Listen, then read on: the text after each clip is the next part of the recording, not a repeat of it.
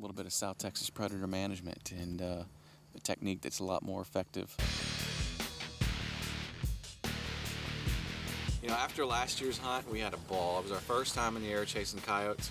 This year, we're going to change a few things up based on what we learned last year. First of all, we're going to fly a morning hunt and an evening hunt instead of flying all day during the heat. Try to minimize those hot temperatures and try to catch those dogs up and moving. Second of all, we're going to try to fly in the morning and evening because typically that's when the wind speeds here are going to be the lowest. Lastly, we're going to try to be as efficient as possible.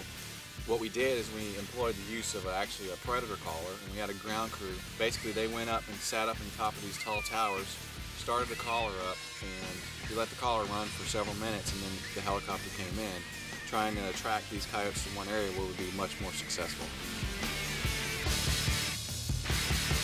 With the wind kicking left, kicking right, and us trying to stay on a couple of these dogs, it's a challenge. Anybody who tries to pick up that camera and keep it on whatever they're trying to film flying around this helicopter, you know, my hat's off to them. The first dog that we got on, you know, it probably took me a long 2 or 2.5 minutes before I could even get that camera on this dog and hold it on him. You know, he would jot in and out of brush here and there, and before I knew it, the wind would shift the helicopter one way. All right, Al, you tell me.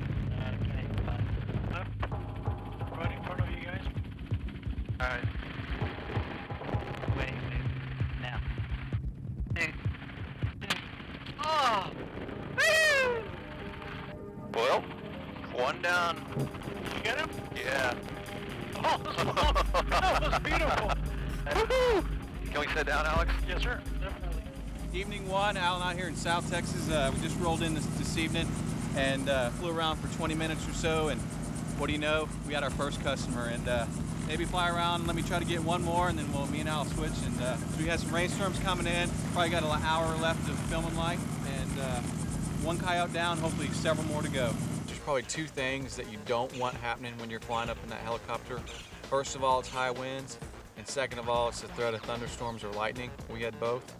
As Al and I were driving down south to the ranch, the winds were howling, dust was blowing in the air. It wasn't looking too good actually when we got here. And luckily enough, those showers moved into the northwest of us and covered up that west sun, and boy, we had a beautiful evening. Hey, it's easy when he puts you on there like that. That it was until the lightning started hitting. Time to set it down. Yeah. The fact that it hadn't rained in about 7-8 months down here, and all it took was for Al and I to book our coyote hunt, and we got a little rainfall. And sure enough, low pressure hit Houston, extreme flooding over there, and boom, it's moving in the morning. We'll be back up at it. Time for your vitamins, Al. We're actually cool to ride in a helicopter, but anytime you start putting a camera, trying to find one of them coyotes, this stuff will really help you from getting sick. Hey, you supposed to chew it? Chewable. Otherwise, will they still work if you don't chew it? They just swallow them. Oh, then it won't work.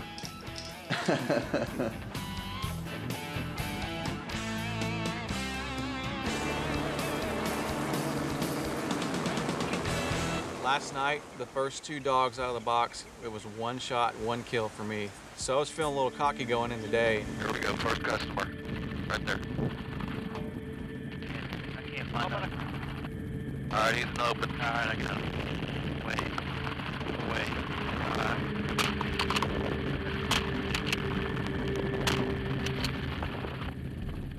Hit him again. Oh no. Tell you what, those dogs today were dancing a little bit more. They got in some thicker cover and wasn't able to get all of them on one shot. I didn't have my A game this morning. It took me a couple shots, and I think he finally went down in here. Just doing our part here to help out a little bit of fawns and a little bit of predator management. Can't beat it. I can't emphasize how much fun it really is to be up there and to have that top of the world feeling, and you see a coyote and boom, I mean, in a matter of seconds, you went from several hundred feet up to right on top of them. And I mean, I don't think there's anything else in and around hunting that actually puts you in on top of an animal that quick. We just wrapped up round 206 down here in South Texas on these, what probably now we ought to call elusive coyotes, them crawling in these holes and hiding from us. But it was definitely a good time, and I think we had pretty good success considering the few obstacles that we have to hurdle. Coming in here in mid to late June, hitting those coyotes pretty hard right before the fawns drop. Just another tool that we have on our belt here in South Texas to try to manage whitetails.